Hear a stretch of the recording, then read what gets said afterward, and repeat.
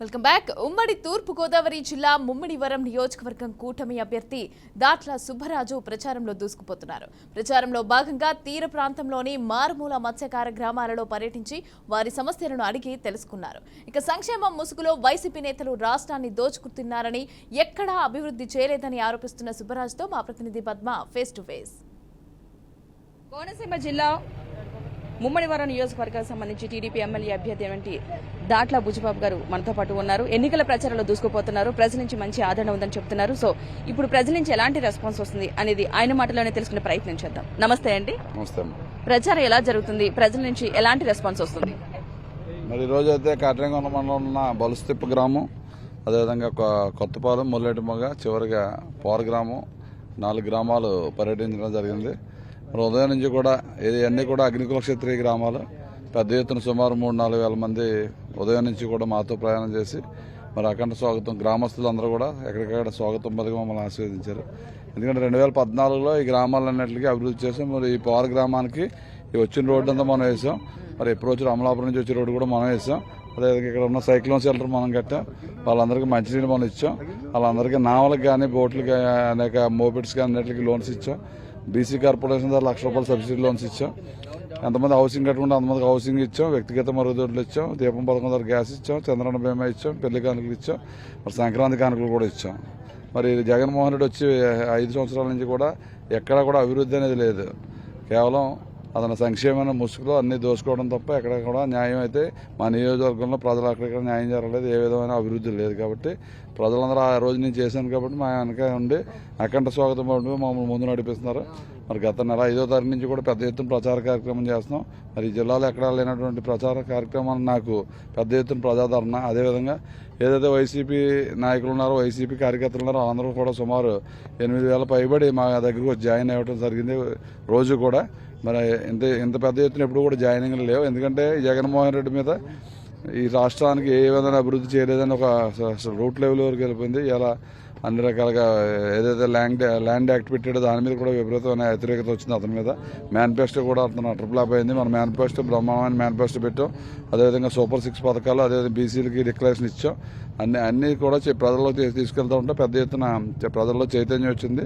రాష్ట్ర వ్యాప్తంగా కూడా అదే ఉంది. ఎట్టి పరిస్థితుల్లో 150, 140 నుంచి 150 సీట్లతో ఈ ఉమ్మడి ప్రభుత్వం నగడం ఖాయం. మరి మా నియోజకవర్గానికి వచ్చినట్టుగా మా స్థానిక శాసనసభ్యుడు పొన్నాడు సతీష్ కుమార్ గారికి 3-4 రోజుల నుంచి కొంచెం పిచ్చెక్కినట్టు ఉంది. తప్పుడుగా మాట్లాడుతున్నాడు. ఏదైతే అగ్నికుల క్షత్రియ గ్రామాలు ఉన్నాయో ఆ గ్రామాల్లో ఇలా తొక్కేస్తారంట. ఓటైన వాళ్ళందరినీ కూడా తొక్కేస్తాను భూమిలోకి అని చెప్పి మాట్లాడుతున్నాడు. అది సరైన పద్ధతి కాదు. ఇదే మాటలు మరి పక్కన కాపు సమాజ వర్గం కానీ, ఎస్సీ సమాజ వర్గం కానీ, చెట్టుబజ్జీ సమాజ వర్గం, ఓసీ సమాజ వర్గం ఎక్కడ మాట్లాడట్లేదు. ఓన్లీ అగ్నికుల క్షత్రియుల ద్వారా తొక్కేస్తానని చెప్పి మరి అతని సమాజ వర్గం కాబట్టి ఏదో ఒంటెత్తి పోకడికి వెళ్తున్నాడు. అది సరైన పద్ధతి కాదు. ఒకే సమాజ వర్గం వేయడం వల్ల ఏ ఎమ్మెల్యే కూడా నెగ్గడం. మన అన్ని సమాజ వర్గాలు కలిస్తేనే ఈ సమాజం ముందుకు వెళ్తుంది. కాబట్టి నేను అదేవిధంగా అందరినీ కలుపుకెళ్తున్నాం. కాబట్టి అన్ని సమాజ వర్గాలని పెద్ద ఎత్తున నాకు ఆదరణ ఉంది. అదే కాకపోయినా 14-19 వరకు కూడా చంద్రబాబు నాయుడు గారు రాష్ట్రం ఇబ్బందులు ఉంది. మన పిల్లలందరి గురించి అక్కడ అమరావతి రాజధాని కానీ, పోలవరం ప్రాజెక్టు కానీ, ఇండస్ట్రీస్ కానీ ఎన్నో అనునిత్యం 24/7 కష్టపడి ఈ రాష్ట్రం వెనకబడింది కాబట్టి ముందు తీసుకురావాలని చెప్పి డబుల్ డిజిట్ గ్రోత్లో పెడితే ఈ జగన్మోహన్ రెడ్డి వచ్చి పాతాళంలోకి దొక్కించడం చెప్పి ప్రజల్లోకి మేము విస్తృతంగా తీసుకెళ్ళాం. ఏదో తండ్రిలా చేస్తారని చెప్పి అందరూ ఓట్లు వేసి 150 సీట్లు ఇస్తే అవగాహన లేకుండా తాడేపల్లి ప్యాలెస్ బటన్ నొక్కి రూట్ లెవెల్లో ఏ విధంగా ఇబ్బంది జరుగుతుందో తెలుసుకోకుండా ఇలా రాష్ట్రాన్ని సర్వనాశనం చేసి అన్ని వ్యవస్థలను సర్వనాశనం చేసి 11 లక్షల కోట్లు అప్పులు చేశాడు. కాబట్టి ప్రజలందరూ కూడా వన్ సైడ్గా ఇంటికి పంపడానికి సిద్ధంగా ఉన్నారు. సిద్ధం అని బోర్డు పెట్టాడు కదా, ఇంటికి పంపడానికి సిద్ధం అయ్యారు ప్రజలందరూ కూడా. తప్పనిసరిగా మా జిల్లాలో అయితే మొత్తం అన్ని సీట్లు కూడా వన్ సైడ్గా ఈ కూటమికి నగ్గుతాయి. అదేవిధంగా పవన్ కళ్యాణ్ గారు కూడా బేషరతుగా ఈ రాష్ట్ర భవిష్యత్తు గురించి, ఈ రాష్ట్ర యువకుల గురించి, ఈ రాష్ట్రాన్ని ముందుకు తీసుకెళ్లాలని ఒక బేషరతుగా ఆయన మద్దతు పెట్టుకుని మరి ముందుకు వెళ్తున్నాం. కాబట్టి జన సైనికులు కూడా పెద్ద ఎత్తున మాకు సహకరించి, బీజేపీ నాయకులు కూడా సహకరిస్తున్నారు. అక్కడ మా నియోజకవర్గంలో అయితే 100% ఓటు మాకు కన్వర్ట్ అయ్యి అత్యధిక మెజార్టీతో నాకు అవకాశం ఉంది. కాబట్టి మా సతీష్ గారు కొంచెం పిచ్చి మాటలు మాట్లాడుతున్నారు. అది తగ్గించుకుంటే మంచిది. అంటే మత్స్యకార రైతులకు సంబంధించి ఇక్కడ ఎన్నో సమస్యలు ఎదుర్కొంటున్నారు. కానీ మత్స్యకార శాఖ సంబంధించి మేము చాలా అభివృద్ధి చేసాం, వాళ్ళు చాలా అభివృద్ధి పదంలో ముందుకు నడిపించాం కాబట్టి మాకే ఆ ఓట్లు పడే అవకాశం ఉందని చెప్పేసి అంటున్నారు కదా మరి మీ ప్రత్యర్థి. మత్స్యకార గ్రామాల్లో ఒకసారి మీరు తిరిగి అడిగితే తెలుస్తుంది. అభివృద్ధి చేసింది మేము. కేవలం ఏదైతే ఓఎన్జీసీ జిఎస్పిసి కంపెనీ ఉండేది మన నియోజకవర్గంలో, దాన్ని ఓఎన్జీసీ టేక్ ఓవర్ చేసింది. దానికి గ్యాస్ లేని టైంలో గ్యాస్ శాంక్షన్ అయింది. అదే గ్యాస్ పైప్ లైన్ ఎస్ఆర్ఎన్ నుంచి ఓఎన్జీసీకి మన గాడిమూలలో ఓఎన్జీసీకి తీసుకెళ్లే టైంలో సుమారు 700 కోట్ల వరకు రావడం వల్ల ఒక సిఎస్ఆర్ నుంచి ఒక 50 కోట్లు మన నియోజకవర్గానికి కూడా అది పెట్టి కొంచెం వాటర్ ట్యాంకులు కట్టారు. దాని నిమిత్తం వేట ఆపేరు. అందరికీ కూడా మత్స్యకారులు ఎవరైతే ఉన్నారో అందరికీ వేట ఆపడం వల్ల నెలకి 11,500 ఇస్తామని చెప్పి ఆ రోజు ఓఎన్జీసీ అగ్రిమెంట్ అవ్వడం జరిగింది. 2 సంవత్సరాల వర్క్ కంప్లీట్ అయింది. 2 సంవత్సరాలు కూడా అలా ఇచ్చారు. అతను అంటే ఎమ్మెల్యే కాబట్టి అతని ద్వారా ఇచ్చారు, అంతే తప్ప అదే ఓఎన్జీసీ డబ్బులతో ప్రభుత్వ డబ్బులు కాదు.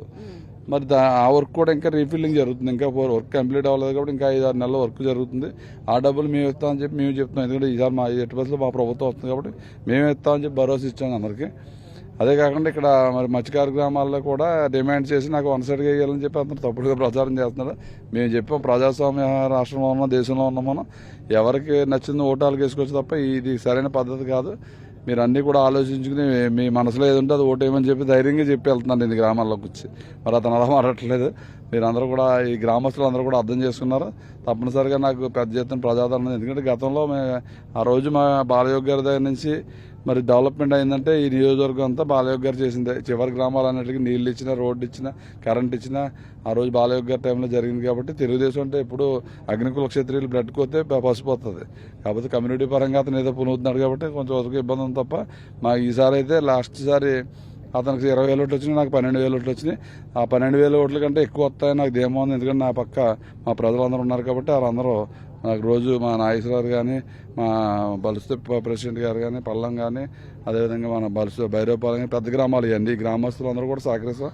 మా గ్రూప్ మాకుంది కాబట్టి ఎట్టి బస్సులో వాళ్ళందరూ కూడా తప్పనిసరిగా మంచి మెజార్టీతో నగ్గిస్తారు. అంటే ప్రచార వ్యాప్తంగా ప్రతి గ్రామానికి మీరు తిరుగుతున్నారు కాబట్టి ఇప్పటి వరకు ఈ నియోజకవర్గంలో ఎలాంటి సమస్యలు ఎదుర్కొంటామని ప్రజలు మీకు చెప్తున్నారు? ఇన్ కేసు మీకు కనుక ప్రజలు మిమ్మల్ని ఆదరిస్తే కనుక ఎలాంటి అభివృద్ధి చేస్తామని మీరు చెప్తున్నారు? ప్రధానమైన సమస్య మంచినీటి సమస్య. మాకు ఆ రోజు నేను చంద్రబాబు నాయుడు గారితో దెబ్బలాట 250 కోట్లు శాంక్షన్ చేశాం. అవి టెండర్ దశకు వచ్చినాయి, శంకుస్థాపనలు చేశాం. ఈ ప్రభుత్వం వచ్చి గోతులు తీశారు తప్ప ఎక్కడ మంచినీళ్ళు లేదు. అది ప్రధాన సమస్య. ఈ 5 సంవత్సరాల్లో కాలయాపన చేశారు మంచినీళ్ళు కాబట్టి మేము ఇస్తామని ఒక నమ్మకం ఉంది. మళ్ళీ మేము ఇంటింటికి ఇస్తామని మేనిఫెస్టోలో కూడా పెట్టాం. అది కాకుండా మాకు ఉన్న లంక గ్రామాలు ఎక్కువ, ఎందుకంటే మాకు చుట్టూ గోదావరి కాబట్టి లంక గ్రామాల వల్ల ఈ మనకున్న భూమి అంతా నదీపాతం అయిపోయే పరిస్థితి ఉంది కాబట్టి దానికి రివిట్మెంట్ చేయాలని చెప్పి పెద్ద ఎత్తున మేము ట్రై చేసాం. అప్పుడు మన రాష్ట్రం విడిపోవడం వల్ల కొంతవరకు అవ్వలేదు. అది జగన్మోహన్ రెడ్డి 2019లో వచ్చి శంకుస్థాపన చేశాడు కాబట్టి 4 రాళ్ళు కూడా ఇక్కడ వేసిన పరిస్థితి లేదు. తప్పనిసరిగా బాలయోగి గారు అబ్బాయి మరి అక్కడ ఢిల్లీలో ఉంటాడు కాబట్టి డిజాస్టర్ మేనేజ్మెంట్ నుంచి డబ్బులు తెచ్చి ఎట్టి బస్సులో ఆ లంక గ్రామాలన్నీ కాపాడుతాం. మేజర్గా ఉన్న సమస్యలు 2.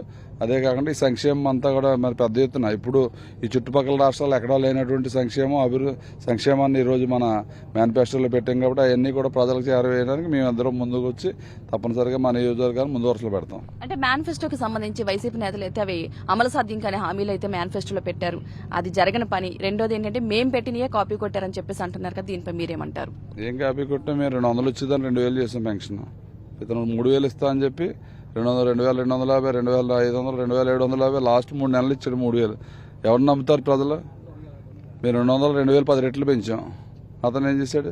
5 సంవత్సరాల్లో మాకు లాస్ట్ 3 నెలలు ఇచ్చాడు. అది ఇప్పుడు కూడా మరి ఏదో 3,500 పెంచుకుంటూ పోతాడంట. అది ప్రజలందరూ కూడా హర్షించరు. మరి మద్యపాన్ని నిషేధం చేస్తున్నాడు. ఏం చేశాడు? మద్యం ఇలా ఇండస్ట్రీస్ అన్నీ కూడా అతను డిస్టిలరీలు అన్నీ కూడా అతను హ్యాండ్ ఓవర్ చేసుకుని మరి మద్యం నాసిరకం మద్యం తయారు చేసి మరి ప్రజలందరూ ప్రాణాలు పోతున్నాయి. 1,000 కోట్లు 1,00,000 కోట్లు దోచుకున్నాడు. ఇక్కడ మా నియోజకవర్గ శాసనసభ్యుడు అయితే మరి ఈ చివరి గ్రామాలన్నింటిలో పాటలు పెట్టి మళ్ళీ మద్యం అమ్మించి డబ్బులు సంపాదించుకుంటారు వాళ్ళు. దాని గురించి ప్రజలందరూ కూడా అన్నీ క్లియర్గా తెలుసు. తప్పనిసరిగా ఈసారి ఇంకా అతనికి అయితే ఎటువంటి అవకాశం లేదు కాబట్టి పిచ్చి పిచ్చి మాటలు మాట్లాడతాను. అంటే జనసేన బీజేపీ పొత్తులో భాగంగా వెళ్తున్నారు కాబట్టి కూటమిగా ఒక 3 పార్టీలు కలిసి, సో బీజేపీది జనసేనది మీకు కలిసి వస్తాను అనుకుంటున్నారా టీడీపీకి? నేను ఇందాక చెప్పాను కదా 100% మాకు ఏదైతే జన సైనికులు ఉన్నారో ఇలా ఉత్సాహంగా నన్ను తిప్పుతున్నారు. బీజేపీ నాయకులు వస్తున్నారు. జన సైనికులు వీర మహిళలు అయితే పెద్ద ఎత్తున మాకు రోజు ప్రచార కార్యక్రమంలో పాల్గొన్న హుషారుగా మమ్మల్ని ముందుకు నడిపిస్తున్నారు. చివరిగా ప్రజలకు ఏం చెప్పాలనుకుంటున్నారు? ఇవన్నీ చెప్పాం కదా ప్రజలకు.